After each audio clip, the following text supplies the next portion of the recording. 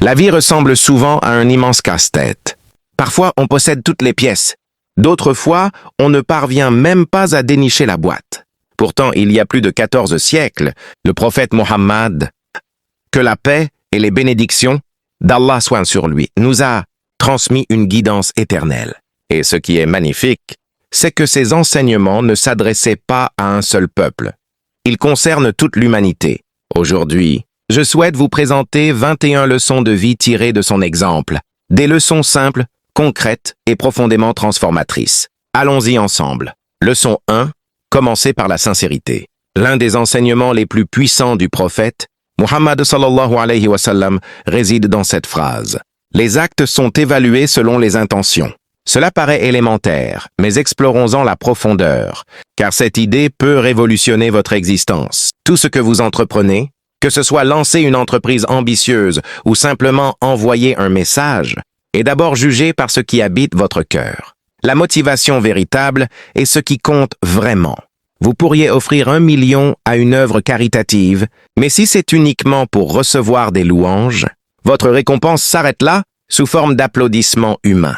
En revanche, si vous donnez un simple morceau de pain avec une intention pure pour soulager quelqu'un, cet acte devient inestimable aux yeux d'Allah et nourrit également votre propre esprit.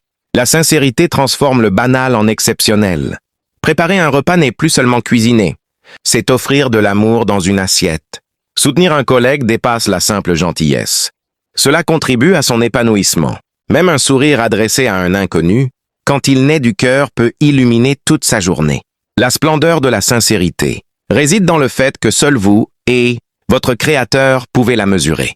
Les autres peuvent vous mal interpréter, vous critiquer ou vous juger, mais une intention pure vous permet de vous endormir en paix. Alors, essayez ceci avant toute action aujourd'hui, travail, études, tâches ménagères ou discussions. Prenez 3 secondes pour vous demander « Pourquoi fais-je cela ?» Si la réponse est saine, engagez-vous pleinement. Sinon, rectifiez votre motivation. Car lorsque l'intention est juste, même les gestes les plus modestes portent un poids immense dans cette vie et dans l'au-delà. Leçon 2. Dire du bien ou se taire. Le prophète Mohammed, que la paix soit sûre, lui nous a offert une phrase concise capable de métamorphoser notre quotidien. Parler de bien ou garder le silence. 7 mots seulement, mais dotés d'une force immense pour apaiser les cœurs. Préserver les liens et sauvegarder notre propre honneur. Réfléchissons à l'importance des paroles dans notre existence. Un éloge sincère peut illuminer la semaine entière de quelqu'un.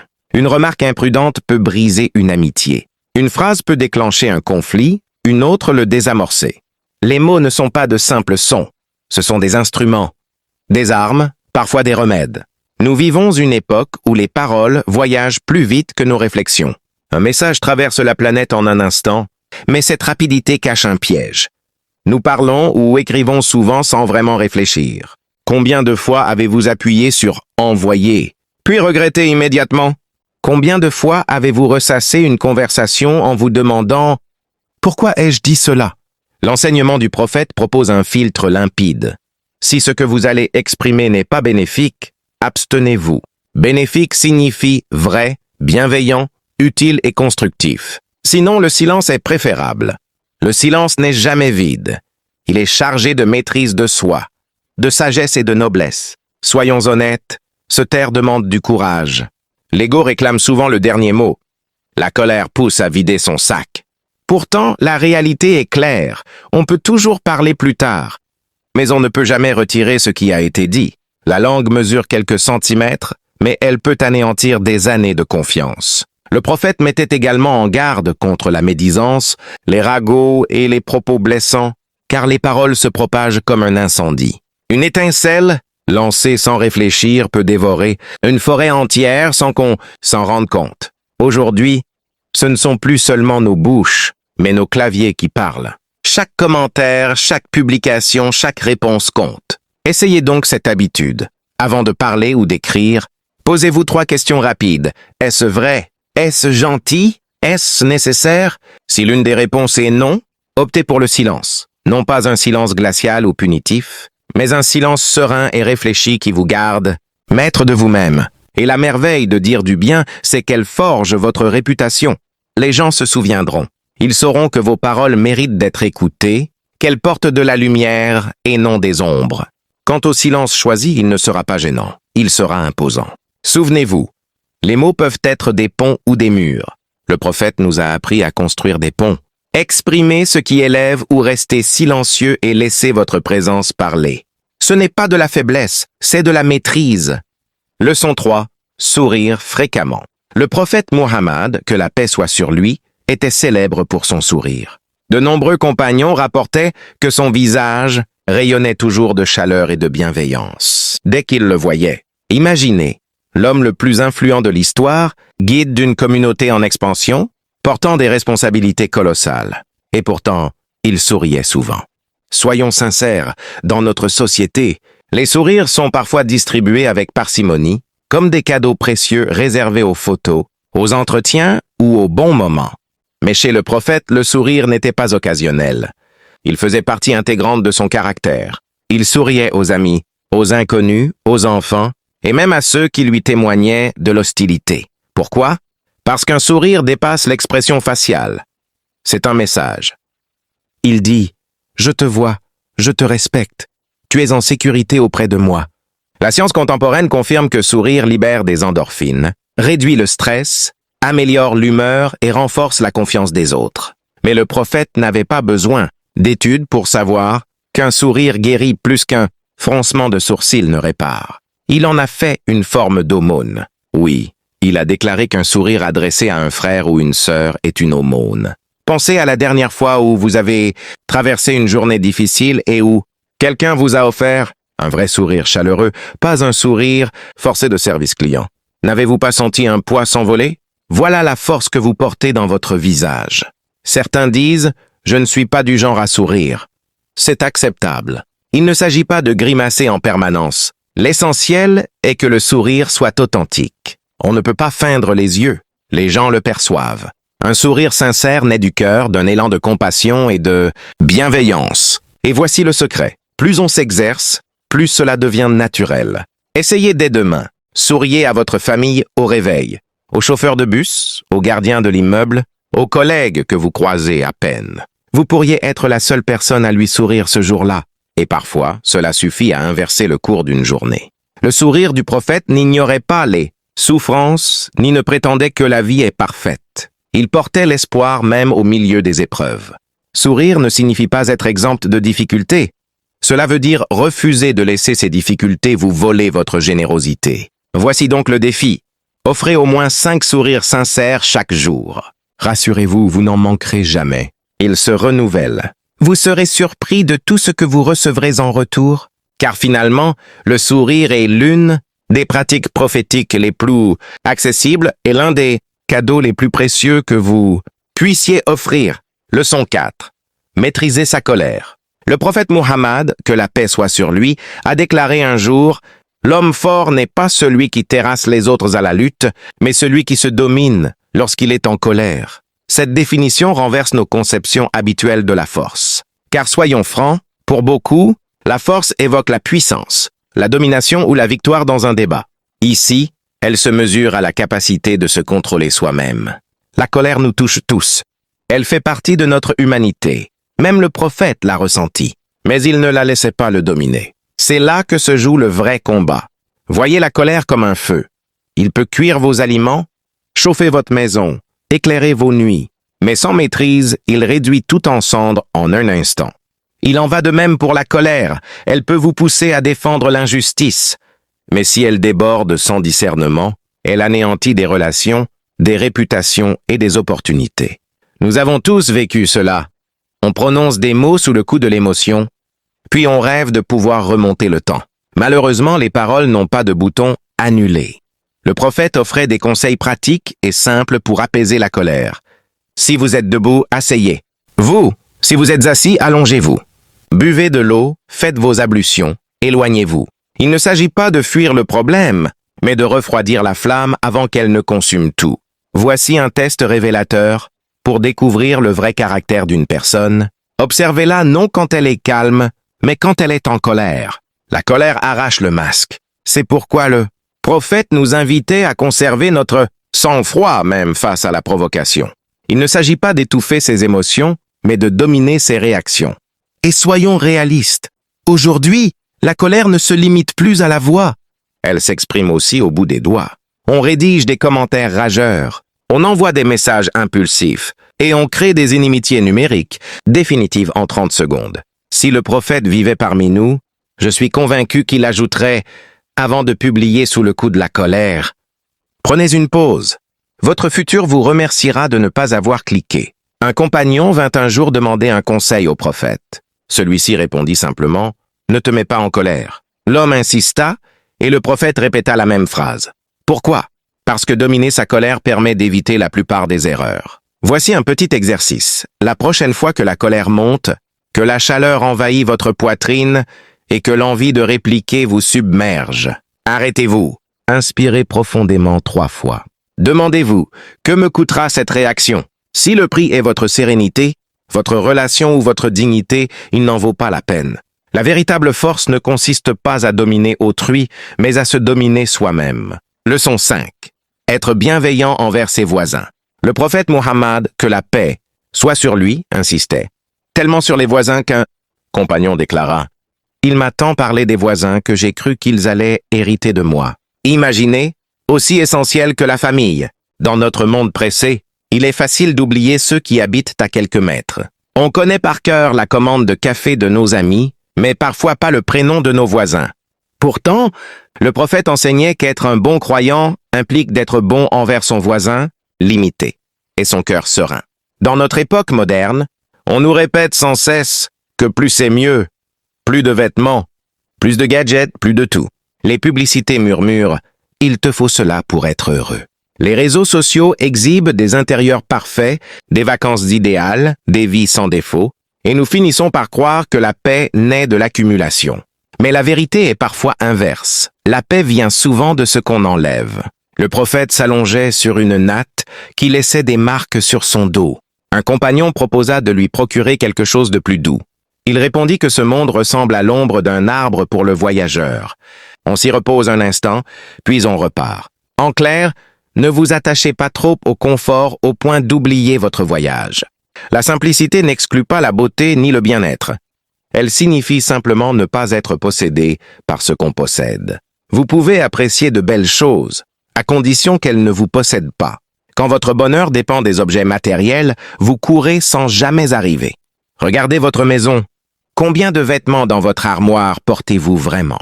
Combien d'objets avez-vous achetés au cas où et jamais utilisés? Ces choses ne prennent pas seulement de la place physique, elles encombrent votre esprit. Le désordre extérieur crée du désordre intérieur. Le prophète enseignait que la vraie richesse ne réside pas dans l'abondance de biens, mais dans la satisfaction de ce qu'on a. Et la satisfaction n'est pas de la paresse.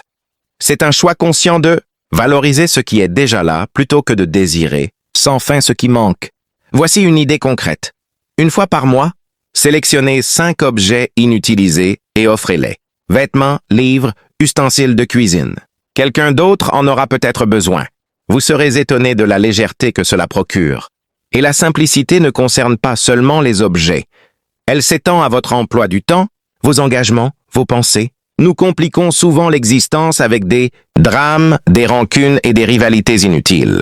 La vie du prophète démontre que se concentrer sur l'essentiel, la foi, la famille, la santé, la générosité, apporte plus de sérénité que de remplir ses journées de bruit. Au final, la simplicité n'est pas synonyme de privation. Elle crée de l'espace pour ce qui compte vraiment. Du temps avec les êtres chers, du recul pour réfléchir et un cœur libre pour savourer l'instant présent. Leçon 7. Tenir ses engagements. Le prophète Muhammad, sallallahu alayhi wa sallam, était surnommé Al-Amin, est le digne de confiance bien avant la révélation. Les gens lui confiaient leurs biens les plus précieux parce qu'il respectait toujours sa parole. Dans notre société, les promesses sont parfois prononcées à la légère « je te rappelle » et « on se voit la semaine prochaine ». On les dit sans y penser. Pourtant, le prophète considérait que rompre une promesse est grave. Cela entame le caractère et érode la confiance des autres. Pourquoi respecter ses engagements est-il si capital? Parce que la confiance ressemble au verre, transparente, belle, solide. Mais une fois fêlée, même réparée, les traces demeurent. Quand on sait que vous tenez parole, vos mots ont du poids. Quand on sait que vous ne le faites pas, ils perdent leur valeur. Le prophète honorait ses promesses, même dans les circonstances difficiles. Il avait donné rendez-vous à quelqu'un à un endroit précis. La personne oublia et ne vint pas. Il attendit des heures, simplement parce qu'il avait promis d'être là. Imaginez ce degré d'engagement dans un monde où certains refusent d'attendre 5 minutes, sans envoyer un message « Où es-tu ?» Tenir ses engagements ne concerne pas seulement les gros contrats.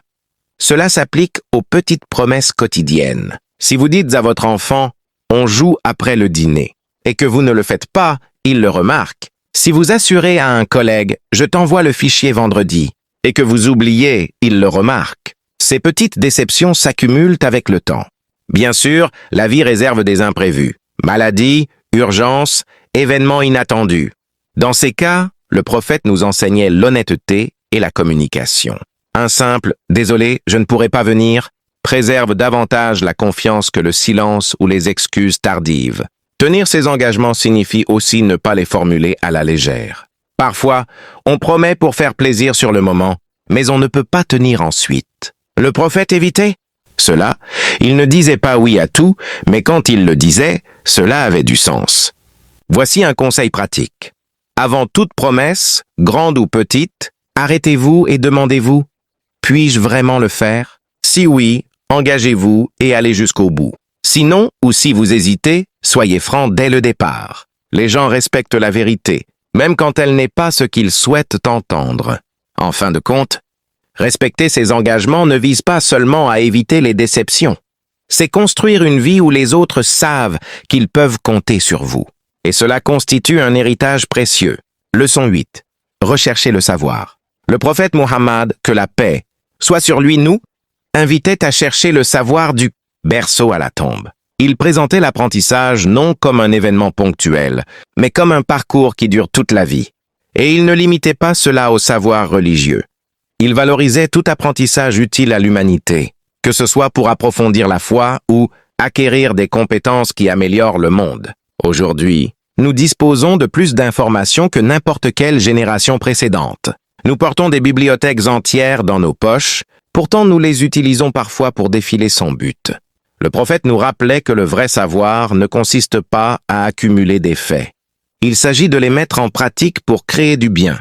Il en faisait une obligation pour tous, sans exception, hommes, femmes, riches, pauvres. Il encourageait à lire, à poser des questions, à explorer. Chaque compétence acquise élargit les manières dont vous pouvez aider autrui. Un médecin soigne les corps, un enseignant forme les esprits, un agriculteur nourrit les communautés. Même apprendre à mieux écouter peut renforcer les liens. Le savoir est comme une lumière. Il éclaire tout ce qu'il touche. Et plus on le partage, plus il s'amplifie. Le prophète enseignait aussi que marcher sur le chemin du savoir mène au paradis. Pourquoi? Parce que le savoir guide vers de meilleures décisions, une compréhension plus profonde et un cœur qui discerne le bien. Un point essentiel, rechercher le savoir exige l'humilité. Plus on apprend, plus on mesure l'étendue de son ignorance. L'arrogance ferme la porte à la progression.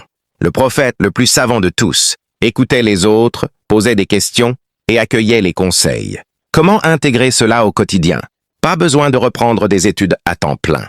Lisez des ouvrages qui vous inspirent. Écoutez des points de vue différents. Suivez un cours en ligne pour progresser. Approfondissez votre foi, mais découvrez aussi d'autres cultures, l'histoire, les sciences, les arts. Plus vous comprenez le monde, plus vous portez de compassion et de sagesse. Et n'oubliez pas, le savoir sans action ressemble à un arbre sans fruits. Le prophète nous apprenait à vivre ce qu'on apprend.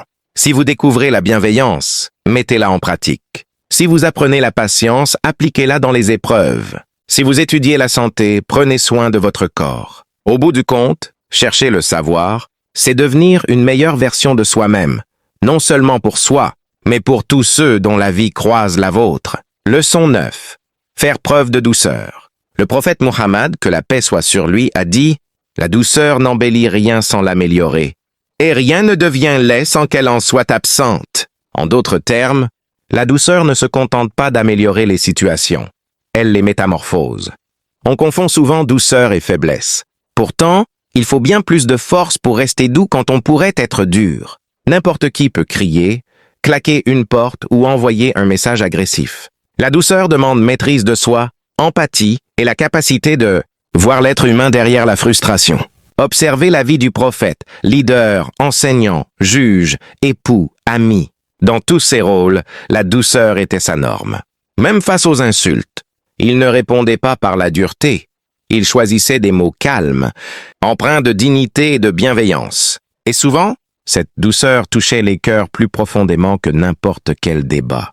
Nous vivons dans un monde où la rudesse est parfois glorifiée plus que la gentillesse. En affaires, en politique, même en famille, on pense que crier ou imposer montre la force. Mais la douceur ouvre des portes que la force ne fait que briser. Et les portes brisées ne mènent pas à une paix durable. Songez à vos propres expériences. Comment réagissez-vous quand on vous corrige avec douceur plutôt qu'avec colère ou ironie? L'approche douce vous rend plus réceptif, prêt à écouter, à évoluer. L'approche brutale vous met sur la défensive. Le prophète le savait. Même ses reproches étaient enveloppés de sollicitude. Jamais d'humiliation. La douceur n'empêche pas la fermeté quand elle est nécessaire, surtout face à l'injustice. Mais cette fermeté n'était jamais cruelle. Elle restait guidée par l'équité et la compassion. Vous pouvez exercer la douceur partout. À la maison, quand votre enfant renverse quelque chose, aidez-le à nettoyer au lieu de crier. Au travail, quand un collègue commet une erreur, guidez-le avec bienveillance plutôt que de l'embarrasser. En ligne, quand vous êtes en désaccord, répondez avec respect au lieu d'attaquer. La douceur peut même guérir des relations abîmées par la dureté. Je connais un homme qui traitait ses employés avec sévérité constante. Un jour, il a décidé de changer. Il a commencé à écouter, à encourager, à remercier. L'ambiance s'est transformée. Les gens sont devenus plus heureux, plus efficaces, plus fidèles. Voilà le pouvoir d'embellissement dont parlait le prophète. Et ce qui est remarquable, quand vous êtes doux, cela ne change pas seulement les autres. Cela vous change vous-même. Votre stress diminue, votre patience grandit, vos relations s'approfondissent. Alors, la prochaine fois que vous avez le choix entre une réaction dure ou une réponse douce, rappelez-vous les paroles du prophète. La douceur embellira l'instant, et cette beauté perdurera longtemps après l'instant. Leçon 10. Nourrir ceux qui ont faim. Le prophète Mohammed, que la paix soit sur lui, encourageait souvent à nourrir autrui. Il ne réservait pas cela aux proches ou aux connaissances. Il en faisait un geste généreux, ouvert à tous, riches ou pauvres, jeunes ou âgés, amis ou inconnus. Il disait même « Nourrissez les affamés, répandez la paix, cela fait partie du chemin vers le paradis ». Donner à manger ne se limite pas à offrir de la nourriture. C'est accorder de la dignité, de l'attention et un lien humain. La faim n'est pas seulement une souffrance physique. Elle rappelle à une personne sa vulnérabilité. Quand vous nourrissez quelqu'un, vous lui dites « Tu comptes. Tes besoins comptent. Tu n'es pas invisible. » Le prophète vivait cet enseignement. Il ne repoussait jamais une personne dans le besoin. Même quand sa propre maison connaissait la disette pendant des jours entiers, si un affamé se présentait, il partageait ce qu'il avait, quitte à se priver. Cette générosité montre que le vrai don ne concerne pas les restes. Il vient du cœur. Aujourd'hui encore, la faim touche des millions de personnes. Et elle ne se présente pas toujours comme on l'imagine. Ce n'est pas seulement les sans-abri. Cela peut être le voisin discret qui saute des repas pour payer son loyer, la mère célibataire qui étire un plat sur 3 jours, ou l'étudiant qui n'a pas de quoi déjeuner. Nourrir les affamés peut être très simple. Acheter un sandwich supplémentaire et le donner en chemin, inviter un collègue isolé à partager un repas, préparer un peu plus à la maison et emporter une assiette aux voisins solitaires. Vous n'avez pas besoin de diriger une association pour agir, mais si vous pouvez en soutenir une, faites-le. Chaque geste compte. Le prophète reliait aussi le fait de nourrir autrui à la construction d'une communauté. Partager un repas brise les barrières culturelles, religieuses et sociales. Même sans langue commune, s'asseoir et manger ensemble parle le langage universel du soin. Et voici ce qui est magnifique. Quand vous nourrissez les autres, vous nourrissez votre propre âme. La générosité a cette étrange capacité de vous rendre plus riche, jamais plus pauvre. Vous repartez avec plus de sérénité, plus de reconnaissance et plus d'amour pour l'humanité. Si vous voulez mettre cette leçon en pratique, voici un défi. Faites-en une habitude personnelle de nourrir au moins une personne extérieure à votre foyer chaque mois. Cela peut passer par la cuisine, un don ou le paiement d'un repas. Mieux encore, impliquez votre famille. Laissez vos enfants découvrir la joie de donner. Car au fond, nourrir ceux qui ont faim ne remplit pas seulement des estomacs. Cela remplit des cœurs, érige des ponts et incarne la compassion que le prophète manifestait chaque jour. Leçon 11. Respecter les femmes.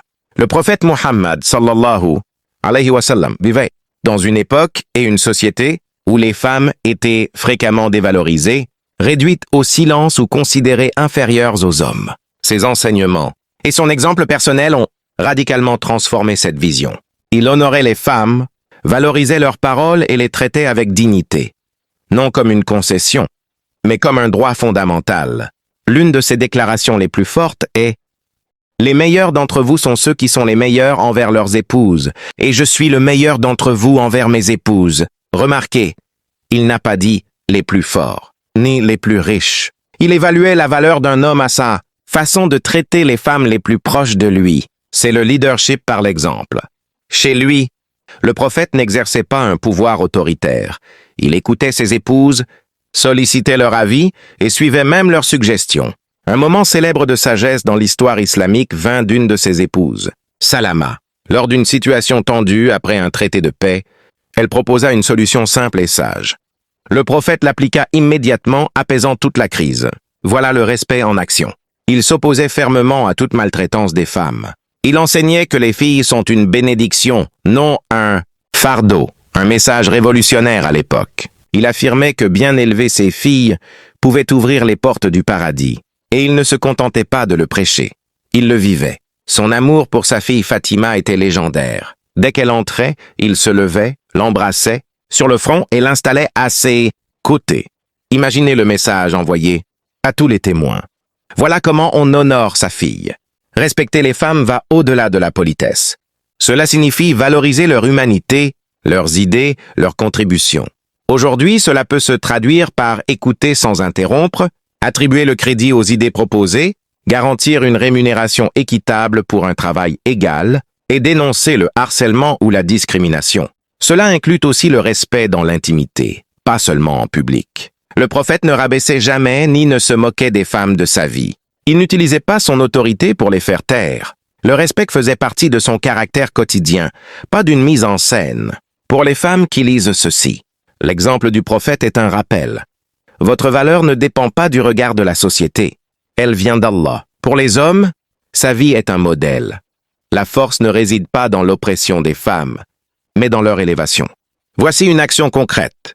Cette semaine, prenez un moment pour exprimer votre reconnaissance envers les femmes de votre entourage. Mère, sœur, épouse, collègue, amis. Dites-leur que vous les appréciez et prouvez-le par un respect constant dans vos actes. Car la manière dont nous traitons les femmes révèlent plus sur notre caractère que presque tout le reste. Le prophète a élevé ce standard. À nous de nous en montrer dignes. Leçon 12. Cultiver la gratitude. Le prophète Muhammad, que la paix soit sur lui, vivait dans une gratitude permanente. Non seulement pour les grandes faveurs évidentes, mais aussi pour les plus infimes. La reconnaissance faisait partie intégrante de son caractère quotidien et non une attitude réservée aux périodes fastes. Un jour célèbre, Aïcha, son épouse, le vit prier de longues heures au point que ses pieds enflaient. Elle lui demanda « Pourquoi fais-tu cela alors qu'Allah t'a déjà pardonné ?» Il répondit « Ne devrais-je pas être un serviteur reconnaissant ?» Voilà l'intensité de sa gratitude qui modelait autant ses paroles que ses actes. La gratitude transforme votre regard sur le monde. Elle ne rend pas la vie soudain parfaite, mais elle apprend à votre cœur à repérer le bien déjà présent.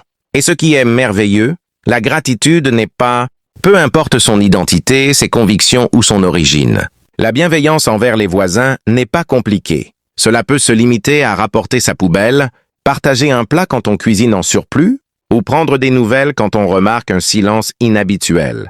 La gentillesse ne se résume pas à poser des actes positifs. Elle consiste aussi à éviter tout tort. Le prophète affirmait que le vrai croyant ne doit jamais causer de gêne ou d'insécurité à son voisin.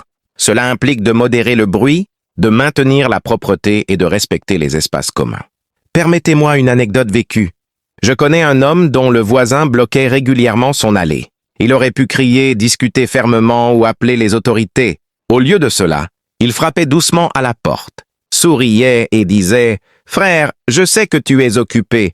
Pense juste que j'ai besoin de sortir ma voiture. » Avec le temps, l'attitude du voisin s'est adoucie.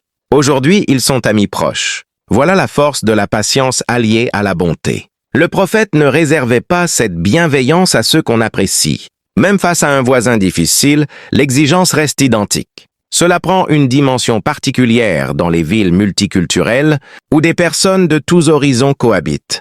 Votre gentillesse peut représenter le seul lien positif qu'ils aient avec quelqu'un de votre communauté.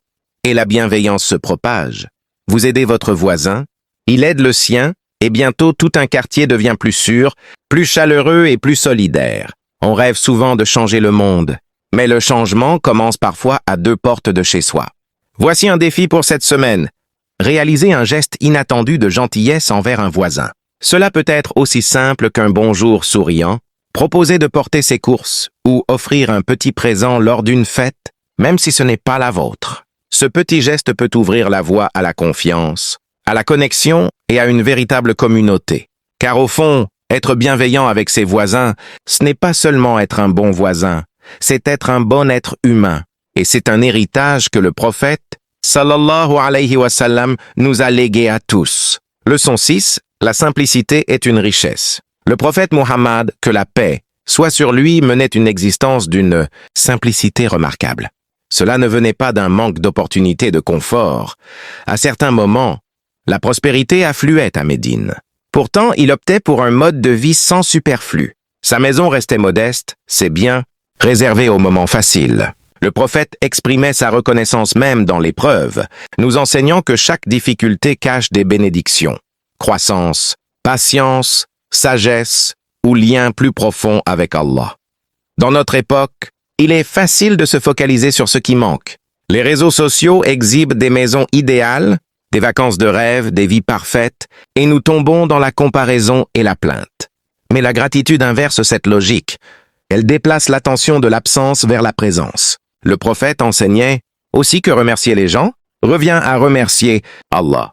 Exprimer sa reconnaissance. Envers ses parents pour leur sacrifice, envers un ami pour son écoute, envers un caissier pour son service, fait partie d'une vie reconnaissante. Et la gratitude n'a pas besoin d'être spectaculaire. Elle peut être aussi simple que s'arrêter le matin pour dire « Je suis vivant, je vois, je respire ». Ces petites reconnaissances, reprogrammant peu à peu. Votre esprit a remarqué les miracles quotidiens qu'on oublie souvent. Voici une pratique à essayer ce soir. Avant de dormir, pensez à 3 choses pour lesquelles vous êtes reconnaissant aujourd'hui. Elles n'ont pas besoin d'être extraordinaires.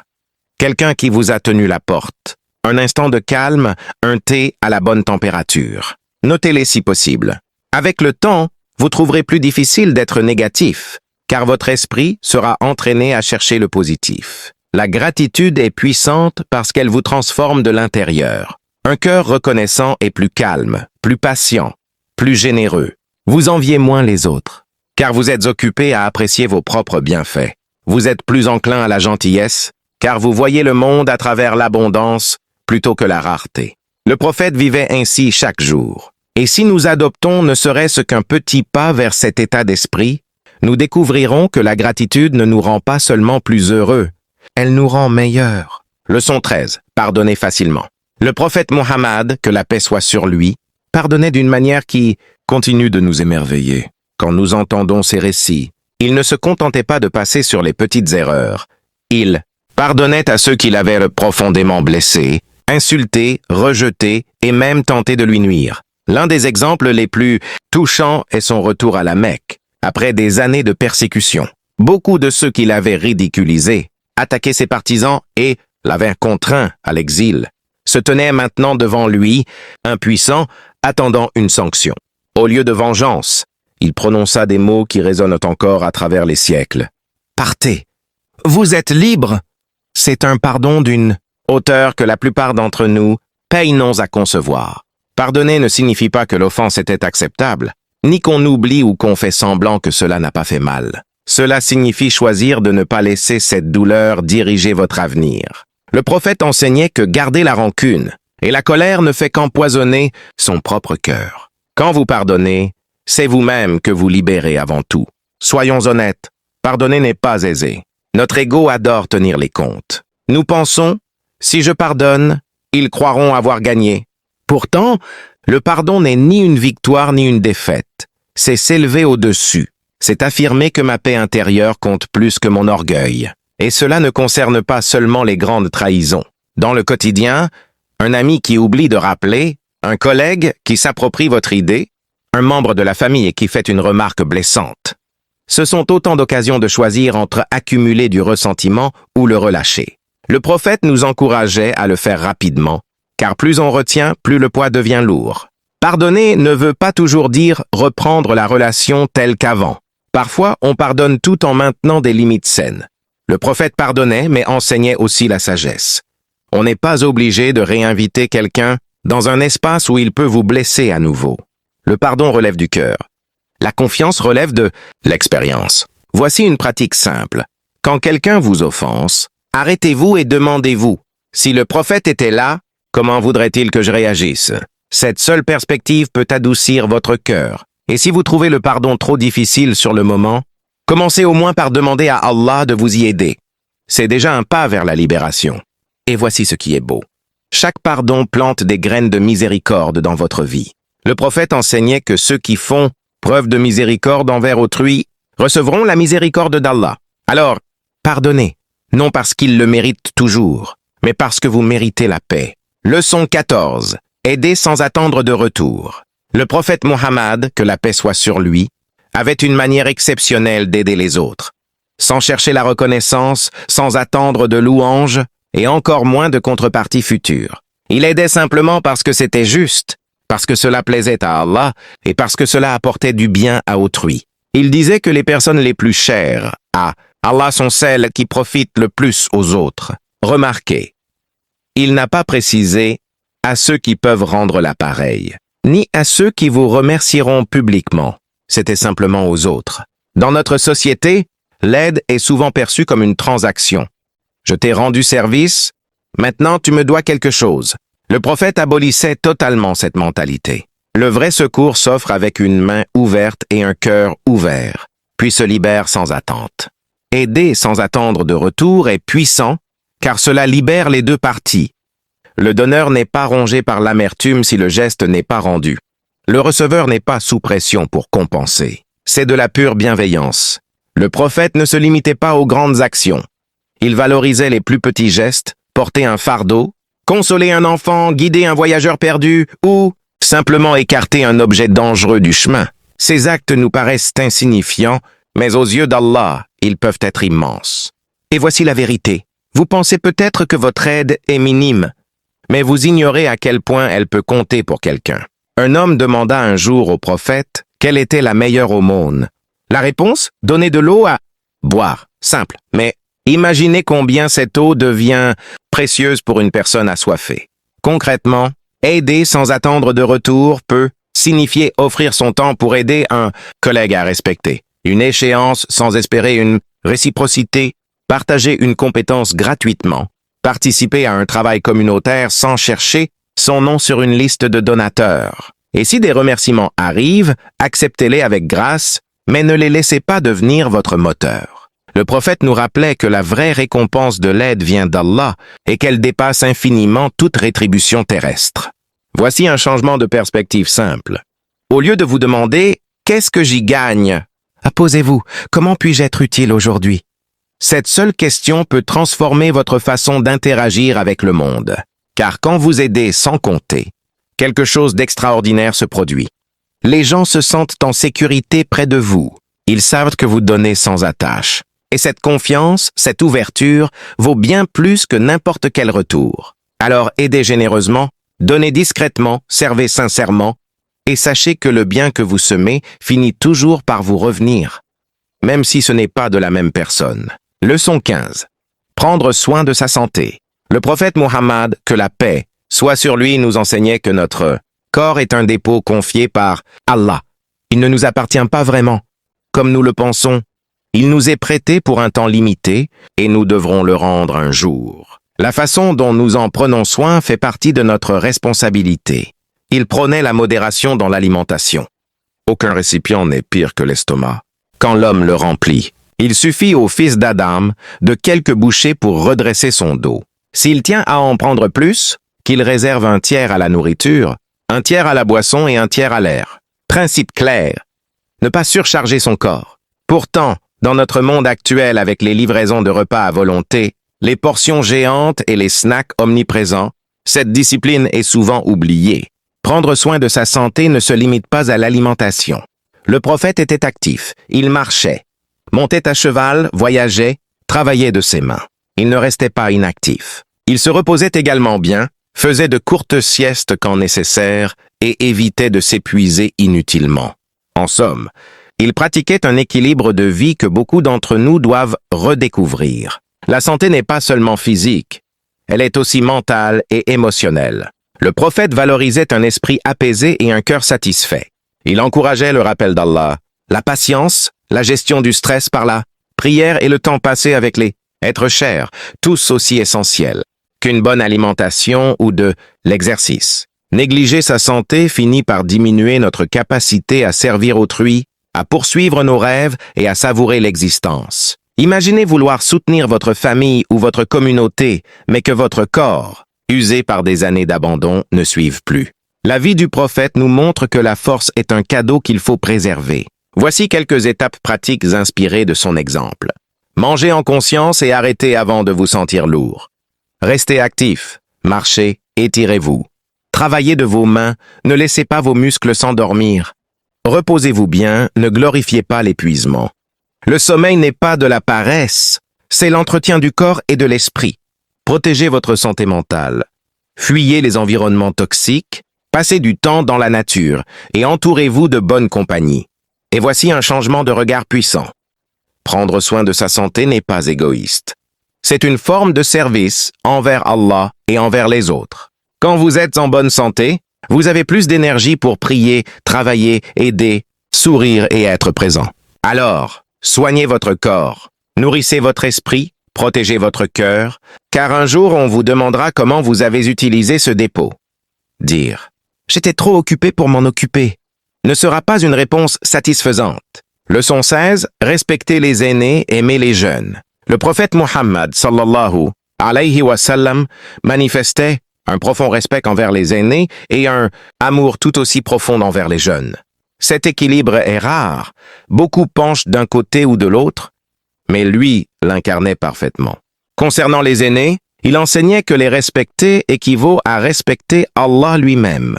Il leur accordait la priorité, écoutait leurs paroles et les traitait avec dignité, même s'ils venaient d'autres confessions ou origines. Dans les rassemblements, il encourageait les plus jeunes à leur céder la place, dans la discussion, l'assise ou les décisions. Respecter les aînés ne se réduit pas à une politesse formelle, c'est valoriser leur expérience de vie. Un aîné marche peut-être plus lentement, mais sa sagesse peut vous épargner des années d'erreur. Le prophète comprenait que chaque ride raconte une histoire, et chaque cheveu gris porte des leçons durement apprises. À l'inverse, son affection pour les jeunes était tout aussi intense. Il ne se contentait pas de tolérer les enfants. Il jouait avec eux, riait avec eux et leur montrait ouvertement sa tendresse. Il les portait sur ses épaules, les accueillait avec des sourires et raccourcissait même sa prière s'il entendait un bébé pleurer pour ne pas fatiguer la mère.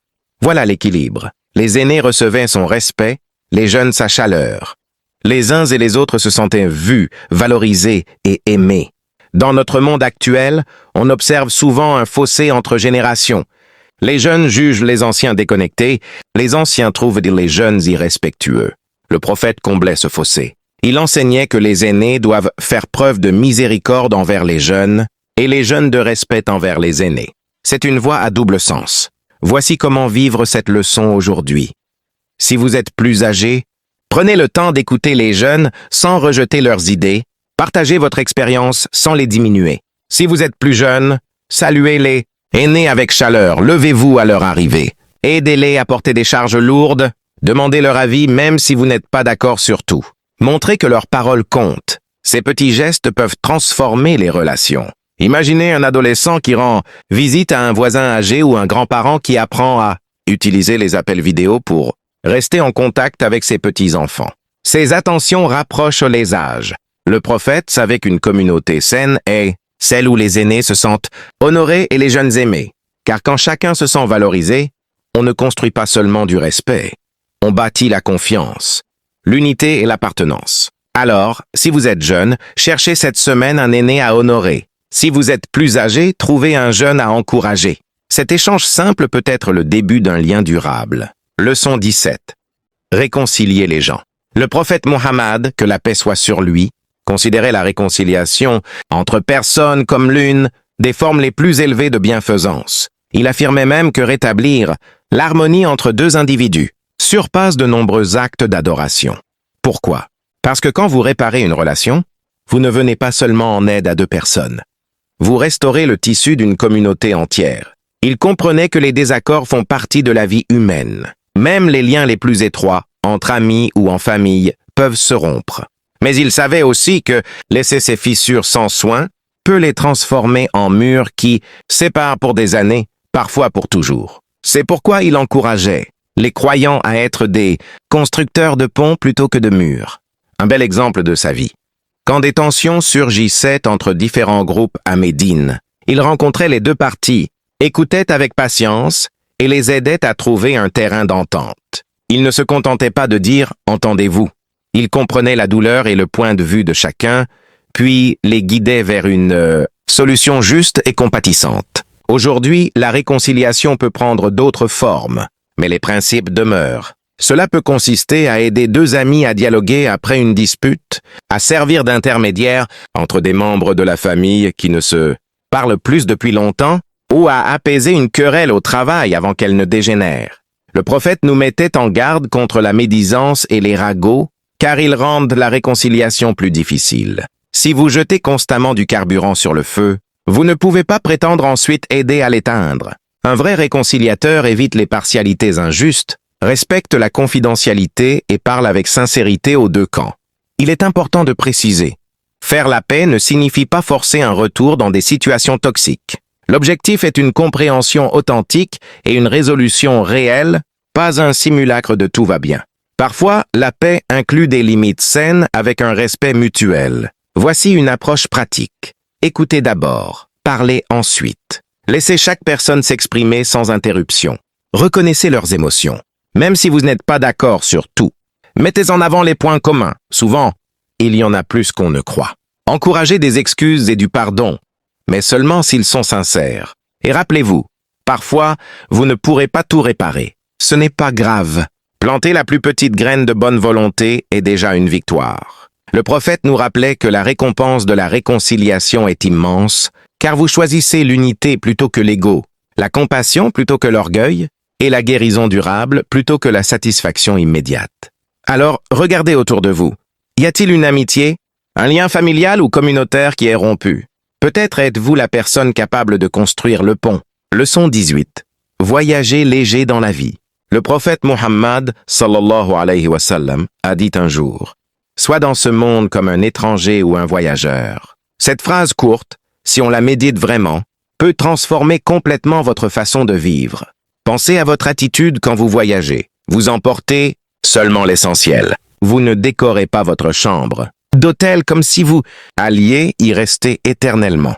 Vous ne vous attachez pas tellement à un endroit que vous ne pouvez plus partir quand le moment arrive. Vous avancez vers votre destination. Voilà l'état d'esprit que le prophète souhaitait nous voir adopter dans la vie. Il l'incarnait. Sa maison était simple. Ses possessions minimales, non par manque de moyens, mais parce qu'il refusait de se laisser alourdir par les biens matériels. Son regard était tourné vers sa destination finale, pas seulement vers son étape actuelle. Pourtant, notre monde actuel nous pousse dans la direction opposée. Nous accumulons vêtements que nous ne portons pas, appareils que nous n'utilisons pas, engagements que nous n'apprécions pas. Nous mesurons le succès à la quantité accumulée plutôt qu'à ce que nous avons donné ou à la légèreté de notre cœur. Et plus nous portons, plus avancer devient difficile. Voyager léger dans la vie ne concerne pas seulement les objets physiques. Cela inclut les bagages émotionnels et spirituels. Rancoons, regrets, comparaisons, ce sont des pierres lourdes dans votre sac à dos. Le prophète nous apprenait à les déposer. Pardonnez quand vous le pouvez. Acceptez ce que vous ne pouvez changer et concentrez-vous sur l'essentiel. Quand vous voyagez léger, vous faites de la place pour ce qui compte vraiment. Les relations, l'apprentissage, les gestes de bonté, les instants de reconnaissance. Vous devenez plus présent, car vous n'êtes plus écrasé par des choses, qu'elles soient dans vos mains ou dans votre cœur. Voici une pratique concrète. Une fois par mois, Faites l'inventaire de ce que vous portez, physiquement, émotionnellement, spirituellement, physiquement. Donnez ou vendez ce que vous n'utilisez pas. Émotionnellement, réfléchissez si vous retenez de la colère ou du ressentiment et voyez si vous pouvez le libérer.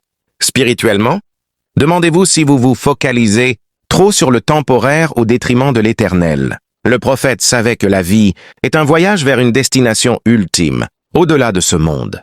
Comme tout voyageur sage, il ne voulait pas que nous restions coincés à réorganiser nos bagages en oubliant le but du périple. Alors, vivez simplement, aimez profondément, continuez d'avancer et rappelez-vous. Quand on voyage léger, on marche plus vite, on va plus loin et on arrive avec plus de paix au cœur. Leçon 19. Fuir l'envie. Le prophète Mohammed, que la paix soit sur lui, nous mettait en garde contre l'envie, la décrivant comme un feu qui consume les bonnes actions comme il dévore le bois sec. Image puissante. L'envie ne vous rend pas seulement malheureux, elle détruit le bien qui est en vous. L'envie dépasse le simple constat de ce que possède autrui. C'est ressentir de l'amertume dans son cœur parce qu'ils l'ont et pas vous. Que ce soit richesse, beauté, réussite, talent ou même bonheur, c'est regarder la bénédiction d'un autre et souhaiter qu'elle disparaisse ou qu'elle vous revienne. Et voici la réalité. L'envie ne blesse presque pas autant la personne enviée qu'elle vous blesse vous-même. Le prophète vivait de manière à ne laisser aucune place à l'envie. Quand quelqu'un recevait une faveur, il encourageait la reconnaissance pour ce qu'on a et la joie sincère pour ce que les autres reçoivent. Il enseignait que souhaiter du bien à son frère ou sa sœur est un signe de foi authentique. Imaginez un monde où les gens célèbrent vraiment les succès des autres au lieu de rivaliser en secret. Voilà la communauté qu'il construisait. L'envie est dangereuse car elle vous détourne de votre propre chemin. Vous ne pouvez pas courir votre course si vous regardez constamment la voie du voisin. Les réseaux sociaux aggravent cela. On voit des moments choisis et mis en scène et on les compare à nos propres luttes en coulisses. La sagesse du prophète reste intemporelle. Concentrez-vous sur votre cœur, vos efforts, vos propres bienfaits. L'un des meilleurs remèdes à l'envie est l'invocation. Demandez sincèrement à Allah de bénir et d'accroître le bien de l'autre, tout en lui demandant ce qui est meilleur pour vous. Cela peut sembler étrange au début, mais avec le temps, cela transforme votre cœur. Voici une étape pratique. La prochaine fois que vous ressentez cette piqûre d'envie, arrêtez-vous et dites « Je suis heureux pour eux, qu'Allah leur accorde davantage et qu'il m'offre ce qui est bon pour moi. » Puis énumérez 3 bienfaits que vous avez déjà. La gratitude et l'envie ne peuvent coexister. L'une chasse l'autre. Le prophète nous rappelait aussi que chaque épreuve est différente. Cette personne dont la vie semble parfaite porte peut-être des fardeaux invisibles. Si vous échangiez votre existence contre la sienne, vous découvririez peut-être que ces bénédictions s'accompagnent de défis que vous n'êtes pas prêt à affronter. Alors, protégez votre cœur, célébrez les autres, travaillez discrètement sur vos objectifs et souvenez-vous, vos bienfaits ne vous manqueront jamais et les leurs ne viendront pas à vous en les souhaitant loin d'eux. Évitez l'envie car elle vous vole votre joie 2 fois. Une fois en vous aveuglant sur vos propres dons, une autre en vous rendant amer face à ceux d'autrui. Choisissez de garder votre cœur léger et vous vivrez avec plus de paix. Leçon 20. Traitez les animaux avec bonté. Le prophète Mohammed, que la paix soit sur lui, n'enseignait pas seulement la gentillesse envers les humains. Il l'étendait aux animaux. Sa compassion englobait toute la création d'Allah. Il affirmait que chaque être vivant, grand ou petit, possède une valeur et que la bienveillance envers eux est récompensée par Allah. Une histoire connue raconte qu'un homme descendit dans un puits, remplit sa chaussure d'eau et la donna à un chien assoiffé. Le prophète déclara qu'Allah avait pardonné tous les péchés de cet homme pour ce seul geste de miséricorde. À l'inverse, il relata l'histoire d'une femme qui maltraita un chat. Elle l'enferma sans le nourrir ni lui permettre de chasser, et cette cruauté causa sa punition. Ces récits nous rappellent que les animaux ne sont pas là pour être maltraités, négligés ou blessés. Ils font partie du même monde dont nous avons la garde. Le prophète interdisait de surcharger les bêtes, de les blesser pour le plaisir ou de négliger leurs besoins. Même lors des sacrifices, il insistait pour que cela se fasse rapidement, avec miséricorde et sans souffrance inutile. Aujourd'hui, traiter les animaux avec bonté peut prendre diverses formes. Nourrir les animaux errants au lieu de les chasser, veiller à ce que les animaux domestiques aient nourriture, eau propre et espace pour bouger, dénoncer les cruautés dans l'élevage, la chasse ou les industries de divertissement, être doux avec toute créature vivante, même la plus petite. La gentillesse du prophète envers les animaux n'était pas une vertu secondaire. Elle faisait partie intégrante de sa foi. Il voyait les animaux comme des communautés qui glorifient Allah à leur manière, même si nous ne comprenons pas leur langage. Et voici ce qui est touchant. La compassion envers les animaux peut attendrir les cœurs les plus durs. Beaucoup ont découvert que s'occuper d'une créature sans défense leur a appris la patience, l'empathie et la douceur qu'ils ignoraient posséder. On pourrait penser, il y a tant de problèmes humains, pourquoi se préoccuper des animaux? Mais la vérité est que la bonté n'est pas une ressource limitée. Si votre cœur s'ouvre aux soins des plus petites créatures, il s'ouvrira plus facilement aux soins des humains. Le prophète nous a montré que la miséricorde est une habitude. Plus on la pratique dans un domaine, plus elle s'étend naturellement à tous les autres. Alors, que ce soit donner de l'eau à un oiseau, nourrir un errant, sauver un animal blessé ou simplement choisir de ne pas leur faire de mal, sachez que chaque petit geste compte selon les paroles et l'exemple du prophète. Il n'y a pas de trop petit en matière de bonté. Leçon 21. Ne jamais perdre espoir. L'une des plus belles qualités du prophète Muhammad, que la paix soit sur lui, était qu'il ne perdait jamais espoir, ni en Allah, ni en les gens, ni en lui-même. Même dans les moments les plus sombres, quand tout semblait contre lui, quand on le rejetait, l'insultait ou tentait de lui nuire, il continuait de croire que les choses pouvaient s'améliorer. Songez à ses premières années à la Mecque. Plus d'une décennie de persécutions constantes. Lui et ses partisans étaient moqués, boycottés, et certains même tués. Si quelqu'un avait eu le droit de désespérer, c'était eux. Pourtant, le prophète persistait. Il avait confiance que chaque épreuve avait un sens, que chaque tempête finirait par s'apaiser. Et l'histoire lui a donné raison. Il enseignait aussi que peu importe jusqu'où une personne s'est égarée, elle peut toujours revenir. Il disait que la miséricorde d'Allah surpasse sa colère. Cela signifie que vos erreurs passées, aussi lourdes soient-elles, ne ferment jamais définitivement la porte à un avenir meilleur. La porte reste toujours ouverte. Et l'espoir en est la clé. Le désespoir est dangereux, car il vous persuade d'abandonner. Il murmure « C'est trop tard. Ah, tu n'es pas assez bon. » Le prophète, par sa vie même, démentait ces mensonges. Il montrait que l'espoir n'est pas seulement une émotion, c'est une décision quotidienne. Et l'espoir n'est pas un optimisme aveugle. Il ne consiste pas à prétendre que tout va bien. C'est regarder la réalité difficile en face et croire qu'avec l'aide d'Allah, l'effort et la patience, un chemin existe. Peut-être avez-vous traversé un chagrin d'amour, des difficultés financières, des problèmes familiaux ou des échecs personnels. Le prophète vous dirait « Continuez d'avancer. Même si vos pas sont petits, continuez.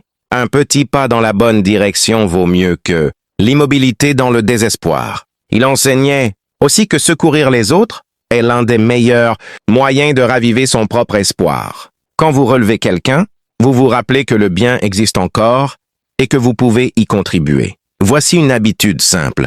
Quand le désespoir vous envahit, repensez au moment où vous avez cru ne pas survivre. Et pourtant, vous avez survécu. Ces souvenirs prouvent que votre difficulté actuelle n'est pas la fin de votre histoire. Ne perdez jamais espoir non parce que la vie est facile, mais parce que celui qui la gouverne est plus grand que n'importe quel problème. Alors, tenez bon, priez, travaillez dur, entourez-vous de personnes qui vous encouragent et rappelez-vous.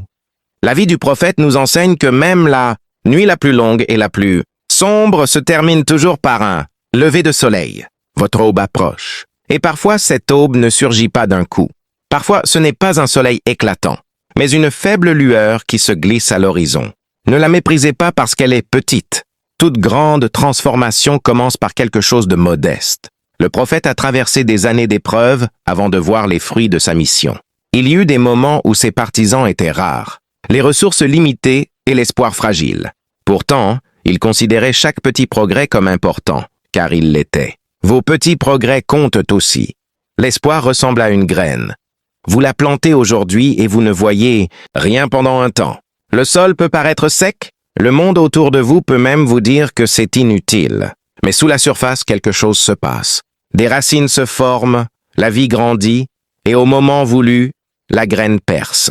C'est pourquoi le prophète encourageait à continuer les bonnes actions même si la fin du monde semblait proche. Il disait « Si tu as un jeune plant dans la main et que l'heure arrive, plante-le quand même. Voilà l'espoir.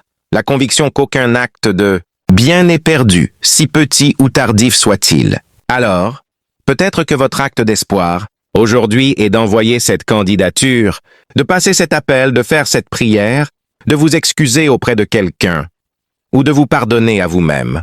Peut-être est-ce simplement sortir du lit et décider de réessayer. Les tempêtes de la vie sont réelles et parfois longues. Mais la vie du prophète nous rappelle qu'aucune tempête n'est éternelle et qu'aucun cœur qui s'accroche à l'espoir n'est vraiment perdu. Accrochez-vous à cet espoir, protégez-le, nourrissez-le par la prière, la patience et la persévérance. Partagez-le avec les autres, car parfois, l'espoir que vous offrez vous revient quand vous en avez le plus besoin.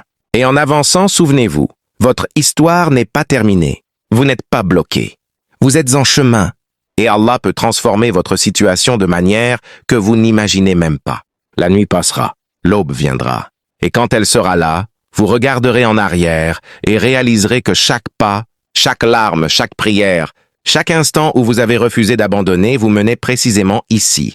Mes frères et sœurs, ces 21 leçons ne sont qu'un aperçu de l'océan de sagesse. Que le prophète Mohammed, que la paix et les bénédictions d'Allah soient sur lui nous a laissés. Ce ne sont pas de simples paroles du passé, ce sont des principes vivants, aussi pertinents aujourd'hui qu'il y a 14 siècles. Vous n'avez pas à transformer toute votre vie en un jour. Commencez modestement. Choisissez une seule leçon, une seule, et mettez-la en pratique aujourd'hui. Peut-être un sourire, peut-être le pardon, peut-être un geste de gentillesse envers un voisin. Puis, quand cela deviendra naturel, ajoutez-en une autre. Pas à pas. Vous vous découvrirez devenir la personne que vous avez toujours espéré être. Quelqu'un qui répand du bien partout où il passe. La beauté de ces enseignements, c'est qu'ils ne vous rendent pas seulement meilleur musulman, ils vous rendent meilleur être humain. Ils renforcent vos relations, apportent la paix à votre cœur et laissent le monde un peu plus lumineux que vous ne l'avez trouvé.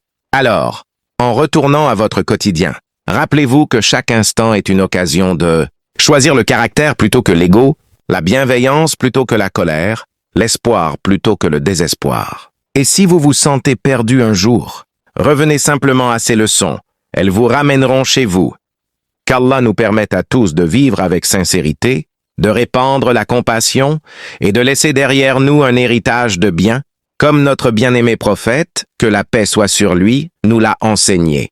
Il est temps de vous abonner à la chaîne Maison du Savoir Islamique et que Allah vous facilite le quotidien. Amina.